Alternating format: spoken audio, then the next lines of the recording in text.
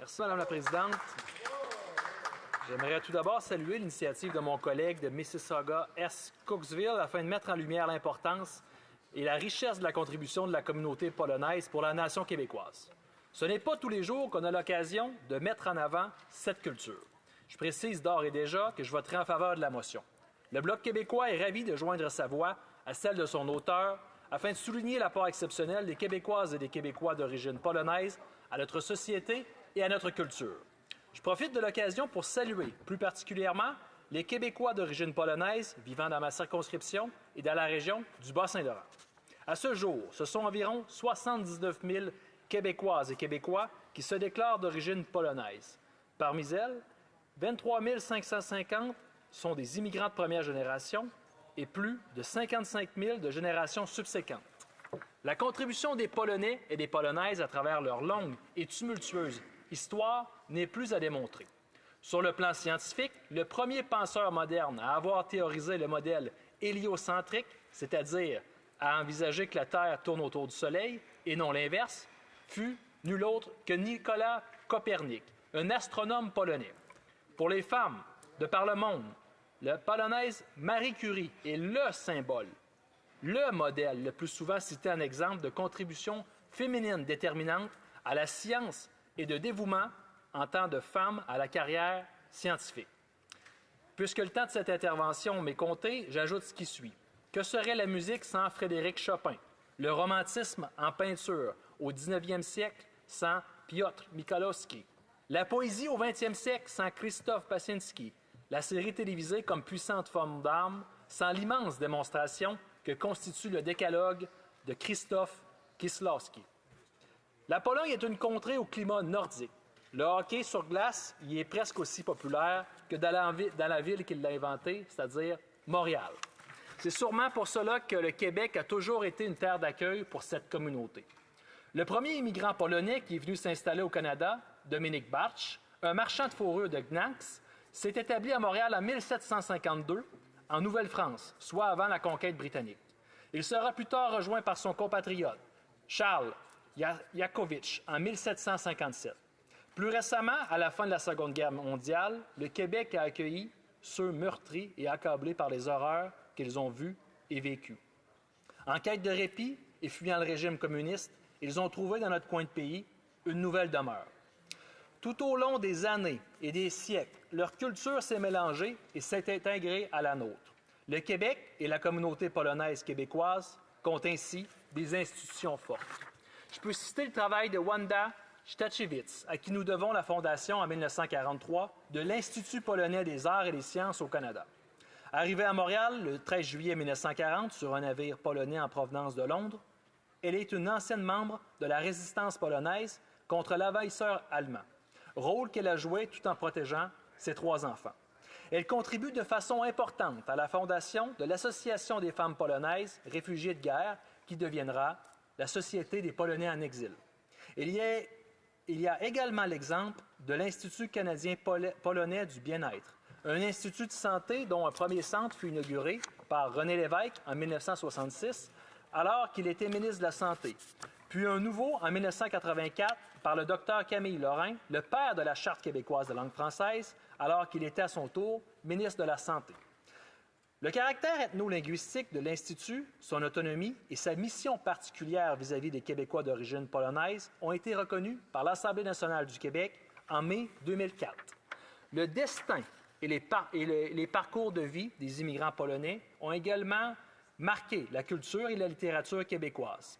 Dans son célèbre roman « Ses enfants d'ailleurs », la grande auteure québécoise qui est Arlette Couture nous fait découvrir Élisabeth, Yann, Jerzy, qui, avec leurs parents Thomas Pawlowski, professeur d'histoire, et Sofia Paluska, musicienne, fuient la guerre dans cette Europe si triste que même les oiseaux se tuent.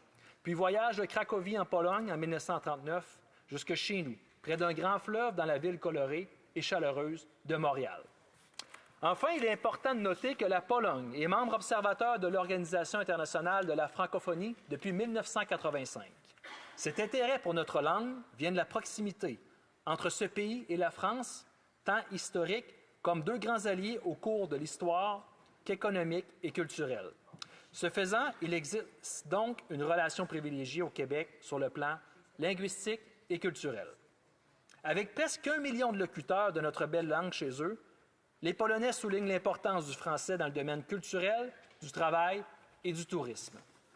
Nous sommes donc heureux de participer à désigner le 3 mai comme journée de la Constitution de la Pologne et le mois de mai comme le mois du patrimoine polonais. Nous fêterons chaque année la fête nationale du 3 mai qui commémore l'adoption de la Constitution du 3 mai 1791. C'est à cette date que la République des deux nations adoptait une des premières constitutions modernes d'Europe. Inspirée directement de la Révolution française, elle introduit des élections libres et s'inspire de l'esprit des Lumières, fondé sur la raison, la liberté et la primauté de droit. À titre de comparaison, en 1792, soit à la même époque, nos ancêtres faisaient leurs premières expériences de la vie parlementaire, avec la tenue des premières élections et la réunion du Parlement de Québec dans ce qui était alors le Bas-Canada. Depuis lors, le peuple canadien-français, puis québécois, est lui aussi en quête de sa liberté politique. Cette Constitution apparaît à l'époque comme un symbole d'espoir pour la restauration de la souveraineté du pays. De tout temps, le 3 mai est resté pour les Polonais une source d'inspiration dans leur quête de l'indépendance. Car il faut le rappeler, Madame la Présidente, la Pologne n'a pas eu, en tant qu'État, une existence tranquille et paisible. Tout au long de leur longue histoire, les Polonais et les Polonaises ont donc fait preuve d'une force et d'une résilience à toute épreuve. Pendant longtemps, ils se sont battus pour leur indépendance. Écartelés, occupés, envahis pendant des siècles, puis détruite et ravagée par des régimes totalitaires au 20e siècle, la Pologne a été, du fait de sa position géographique en Europe, au cœur des conflits. En 1795, son territoire est découpé et annexé entre ses voisins autrichiens, prussiens et russes. C'est dans ce contexte-là qu'une grande partie des premiers migrants polonais arrivent au Québec. Malgré une courte libération entre 1807 et 1815 sous le nom de Grand-Duché de Varsovie, lors des conquêtes de Napoléon, à la chute de ce dernier, le pays sera à nouveau annexé. Il faut alors attendre en 1918 et à la fin de la Première Guerre mondiale pour revoir la Pologne sur les cartes du monde. Mais cette situation est de courte durée. Et comme vous le savez tous et toutes, mes chers collègues, les Polonais ont été les premières victimes de la Seconde Guerre mondiale. Lorsque l'Allemagne nazie envahit le pays, ses habitants subissent de grandes pertes, malgré leur héroïsme et leur ténacité. Je peux citer comme exemple les facteurs polonais qui ont défendu le bureau de poste de la ville de Danzig face aux SS et à l'ASA pendant plusieurs heures, à 50 contre 200, ou bien ont mené la charge à cheval de la cavalerie polonaise face aux chars allemands à Grozenti. Malgré l'occupation du pays, les Polonais se battent, résistent.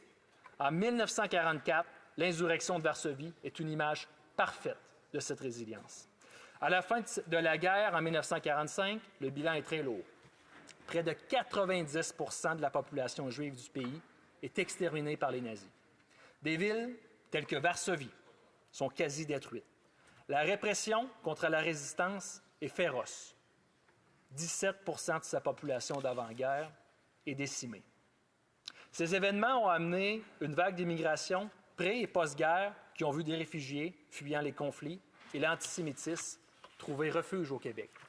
Par la suite, le pays est alors sous occupation stalinienne, qui annexe encore une fois une partie de son territoire originel et fait revivre la Pologne comme un vassal sous régime communiste. Ce n'est qu'en 1989 que ce régime finit par céder et laisse place à la République de Pologne telle que nous la connaissons aujourd'hui, basée sur un modèle semi-présidentiel, comme en France. Durant toutes ces années, sous le joug et l'occupation d'un autre État, la Constitution est devenue un symbole important pour la restauration de la souveraineté du pays. Cette charte a permis aux Polonais de conserver l'espoir que leur État allait renaître après chaque disparition. Pour conclure, Madame la Présidente, je souhaite rappeler en tant que Québécois, nous travaillons ardemment à accomplir notre propre quête d'indépendance nationale. Nos deux nations se rassemblent tant. Deux pays qui ont perdu leur indépendance à la suite d'une guerre de conquête coloniale. Deux peuples qui ont toujours lutté contre cet envahisseur étranger. C'est donc avec joie que nous nous inspirerons tous les 3 mai de la résilience et de l'engagement de tous nos compatriotes d'ascendance polonaise, de leur lutte pour l'indépendance et la souveraineté. Merci, Madame la Présidente.